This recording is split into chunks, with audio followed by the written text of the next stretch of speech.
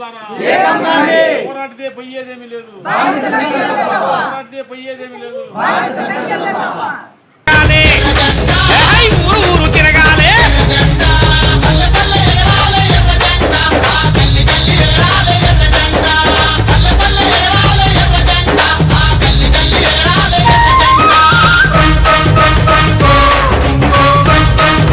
ఈ అయ్యప్ప కార్మికులకి మనం అండదండగా ఉండి నా జిల్లా నాయకత్వానికి సురేష్ అన్నకి మనం ఆ నాయకత్వానికి కార్మికులుగా మనము కళాకారులుగా మేము మళ్ళీ మనం పోరాటానికి సంసిద్ధం చెప్తేనే దాన్ని మనం సాధించుకోగలం.